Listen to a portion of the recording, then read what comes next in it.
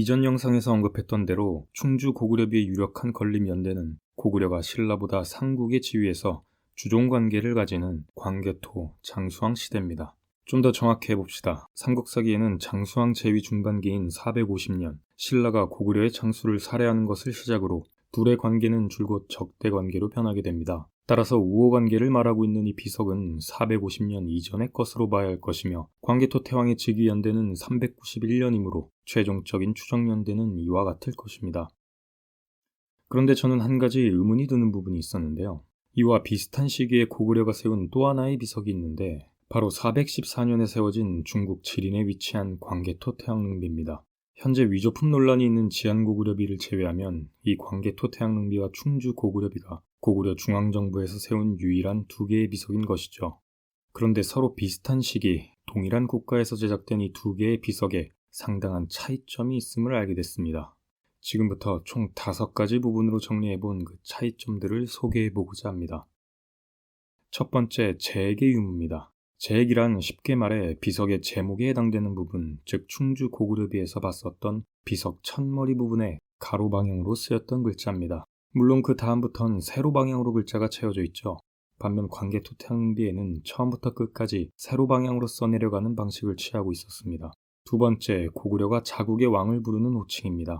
먼저 충주 고구려비에선 고려대왕이란 명칭을 사용했습니다. 이게 사후의 호칭인지 아니면 생전의 호칭인지는 확실히 알 수 없겠지만 그 어느 쪽이든 일단 자국의 왕을 고려대왕이라 칭한 것이죠. 그런데 광개토 태양릉비에는 생전에는 영락태왕 그리고 사후에는 국강상 광개토 태왕이라 하여 고려 혹은 고구려라는 자국명을 왕의 호칭에 붙이지 않았음을 알 수 있죠. 참고로 이 광개토 태양릉비 어디에도 고려나 고구려라는 자국명은 적혀있지 않았습니다. 다음은 비석에 등장하는 인물명과 사서와의 일치 여부입니다. 광개토 태양릉비에 나온 인물들의 이름은 모두 삼국사기와 일치한 반면 충주 고구려비의 고구려 태자와 신라 왕의 이름은 모두 불일치했으며 그 외의 인물들 역시 모두 사서에는 전하지 않았던 미상의 인물들이었죠. 다음은 비석의 한자와 관련된 서체와 문체의 차이입니다. 양 비석에서 공통으로 새겨져 있는 위사자라는 한자를 대표로 살펴보면 글자의 각도에 있어 눈에 띌 만한 차이를 보이고 있는데요. 먼저 광개토 태양릉비는 100% 완벽하진 않더라도 전체적인 글자의 균형이 수직수평을 유지하려는 정방형을 띠는 반면 충주 고구려비의 것은 전체적인 균형이 우상단으로 들려있는 사선형을 취하고 있음을 볼 수 있습니다. 다음은 문체입니다. 먼저 충주 고구려비는 그 한자는 판독됐음에도 뜻을 정확히 헤아리지 못하는 문구들이 다수 존재하고 있었고 해석이 됐다고 해도 학자들마다 서로 다른 의견을 가진 경우가 많았습니다. 이는 곧 대중성을 띠는 정통 한문체가 아닌 다분히 현지적인 단어들이 다수 사용된 일종의 토속적인 문체에 해당된다고 볼 수 있죠. 반면 광개토 태양릉비는 어떨까요? 성균관대 권인환 교수의 광개토왕릉 비문의 국어학적 연구서서를 참고하면 광개토 태양릉비 대부분의 어휘들은 대중적이며 보편성을 띠는 단어들이 사용됐습니다. 물론 광개토 태양릉비도 100% 완벽한 전통 한문체는 아닙니다. 초기 형태의 이두식 표현이 존재하며 우리말 어순이 반영된 문장도 부분적으로 존재하죠. 다만 그렇다고 하여 문장 자체가 해석되지 않는 경우는 없었습니다. 쉽게 말해 현재 우리가 한자의 그 뜻만 가지고 해석을 해봐도 별 문제가 없었던 대중성을 띠고 있었다는 것입니다. 다음은 고구려가 신라와의 관계를 명시한 부분입니다. 먼저 충주 고구려비 첫 단락에서 고구려는 신라를 형제 관계로 명시했습니다. 그리고 본문의 의식을 거행하는 장면에서 고구려 태자가 신라 왕에게 의복을 하사하고 명령을 하며 결정적으로 신라 톤의 당주, 즉 신라 영톤에 고구려 지휘관을 두었다는 대목에서부터 당시 고구려와 신라의 실질적인 관계는 주종관계였음을 알 수 있었죠. 다시 말해 표면적으로는 형제를 칭했으나 실질적으로는 주종관계, 이런 관계는 동아시아 역사에서 종종 있었던 사례로 일종의 완전한 속국이 되기 그 이전 단계에 해당되기도 합니다. 그런데 고구려가 신라의 정체성을 규정하는 또 하나의 대목이 나오는데 신라의 왕을 동이라고 명시한 것이죠.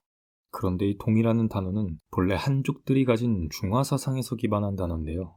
중화사상이란 일종의 문화적 우월주의로서 한족들의 문명이 세상의 중심이고 주변 민족들은 그에 비해 하등하고 열등한 존재로 정의 내리는 것입니다. 각 종족에 들어있는 한자들은 그 지역이 가진 문명의 수준을 말한다 할 수 있는데 오해하지 말아야 할 것은 동이나 서용의 한자에 무기가 들어있다 해서 이들이 활이나 창을 잘 다루는 우수한 민족이란 뜻이 아닙니다. 애초에 이 네 종족 모두를 사이라는 한자로 표현했죠. 네, 동이에 쓰인 그 오랑캐 이자입니다. 즉 중화사상의 본질은 어떤 오랑캐가 누구보다 낫더라 이런 것이 아니라 중화의 문명이 세계 최고이며 그 나머지를 모두 하등한 존재들로 정의하는 것이죠. 이를 관계적인 차원에서 설명을 해보면 한족 자신들만이 유일한 황제국이며 주변국들은 이런 중화를 섬기고 조공하는 존재라는 것입니다. 바로 이런 이유로 주류학계 역시 고구려가 신라를 동이라 칭한 것은 곧 한족들의 중화사상을 따라하여 고구려가 천하의 중심이며 신라는 동쪽의 오랑캐로서 폄하고자 사용된 단어로 해석하고 있는 것입니다. 그런데 뭔가 이상하죠. 서두에서 고구려는 신라와의 관계를 형제라 명시했습니다. 물론 이것은 정황상 형식적인 관계에 해당되지만 그렇다고 아무런 의미가 없는 것은 아닙니다. 애초에 국가와 국가의 관계를 명시하는 데 있어 의미 없는 글자를 쓸 수는 없는 것이죠. 또한 고구려 입장에서 실질적인 주종관계보다도 한 단계 더 높여 형제로 칭해주었다는 것은 일종의 상대국을 굳이 자극하지 않기 위한 실리적 외교수단에 해당되기도 합니다. 그런데 이런 상황에서 신라를 곧바로 동이라고 멸시하는 행위는 결국 앞뒤가 맞지 않는 내용임과 동시에 결과적으로는 고구려 자신들을 욕하는 자충수가 돼버리고 맙니다. 특히 본문의 내용처럼 한날 한시에 벌어진 상황 속에 이 두 가지 호칭을 연속으로 적용했다는 것은 결국 사상적 모순에 해당되기도 한다는 것입니다. 그렇다면 광개토 태양비에 나온 신라가는 어떨까요? 이 비석에 새겨진 396년자 기사엔 신라는 옛부터 고구려의 속민이었다고 명시되어 있습니다. 신라 왕을 표현할 때도 동이매금이 아닌 신라매금으로 부르고 있죠. 이 속민이라는 것은 속하는 백성, 즉 고구려에 속하는 백성이라는 의미로 어찌 보면 속국보다도 더 낮은 개념입니다. 한마디로 신라는 독립적인 나라 개념도 아닌 그저 고구려의 한 백성이라는 것이죠. 또한 겉으로만 속민이 아니라 실질적인 관계에 있어서도 속민에 부합하는 모습을 보여주는데 399년차 기사에서 확인할 수 있듯이 이 당시 신라는 계속 백제 외 연합군에 의해 곧 멸망당할 처지까지 놓였고 그것을 구원해 준 것이 고구려였습니다. 따라서 이 광개토 태양릉비에서는 그저 말뿐만 속민이 아니라 행위에 있어서도 신라를 일관되게 속민으로서 대하고 있음을 알 수 있는 것이죠. 결과적으로 이 속민이라는 개념은 충주 고구려비의 세계관과 충돌을 일으키고 있습니다. 먼저 이 동이라는 표현은 신라를 고구려와는 다른 이민족으로 여기며 차별하는 일종의 배타적 세계관에 해당된다면 이 속민이라는 것은 신라 또한 고구려의 한 백성이라는 통합적 세계관에 해당되기 때문에 이는 서로 상반되는 개념임을 알 수 있죠. 또한 속민 역시 주종관계에 해당되긴 하나 신라가 백성이라면 고구려는 왕의 지위이기 때문에 충주 고구려비에서 칭한 형제와도 맞지 않는 것입니다. 정리하자면 신라관, 더 나아가 세계관에 있어서도 두 비석은 상당한 차이를 보이고 있음을 알 수 있죠. 지금까지 설명했던 차이점들을 정리해봤습니다. 같은 고구려에서 만든 그것도 비슷한 시기의 비석이 이렇게 차이를 나타내는 이유는 뭘까요? 상식적으로 가장 먼저 떠올릴 수 있는 원인은 애초에 비석을 세운 목적과 그 위치가 달랐기 때문일 것입니다.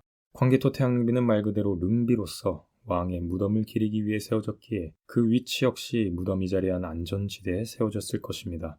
이에 반해 충주 고구려비는 신라와의 외교 관계를 나타내는 비문으로서 그 위치 역시 국경 부근에 세워져 신라인들에게도 읽혀졌을 가능성이 높은 것이죠. 고구려의 입장에서 판매하는 물건에 비유해보자면 마치 외수용과 내수용의 차이로 볼 수도 있겠습니다. 따라서 제액이나 서체, 문체 같은 비문의 형식적인 차이들은 일종의 신라 스타일이 반영된 부분, 다시 말해 충주 고구려비가 신라인들에게 읽혀지는 것을 감안하여 당시의 신라 방식대로 비석을 만든 것일 수 있다는 것이죠. 혹은 신라의 장인들이 직접 투입된 결과로도 볼 수 있습니다. 또한 충주 고구려비만 왕후에 고려를 붙인 것도 이게 국경지대에 설치하다 보니 정확히 어떤 나라끼리의 협약인지를 나타내기 위한 방편으로 볼 수 있다는 것이죠. 그런데 그 다음 사소하는 불일치 않은 인물명이 등장하는 것은 이 충주 고구려비가 국경지대에 세워진 것과는 사실 관계가 없는 문제입니다. 그리고 다음에 신라관에서 신라를 형제로 칭해준 것은 이 비석을 읽을 신라인들을 의식한 행위로 이해해볼 수 있겠지만 동시에 신라인들을 멸시하는 동이라는 문구를 쓴 것은 다분히 모순적인 상황에 해당된다는 것이죠. 결국 핵심은 이 인물명의 불일치와 모순되는 신라관은 충주 고구려비가 가진 어떤 특징이 아니라 결합 요소에 해당되기 때문에 양 비석이 가지는 성격의 차이 등으로 해명되기가 어렵다는 것입니다. 만약 광개토 태양릉비마저 이와 비슷한 결함을 가지고 있었다면 면죄부가 될 수도 있었겠지만 변조 의혹이 짙은 신묘한 기사를 제외하고는 그 어떠한 결함적 요소들은 발견되지 않았던 것이죠. 따라서 지금까지의 모든 정황들을 놓고 볼 때 제가 내려본 결론은 이건 같은 국가에서 만든 게 아닙니다.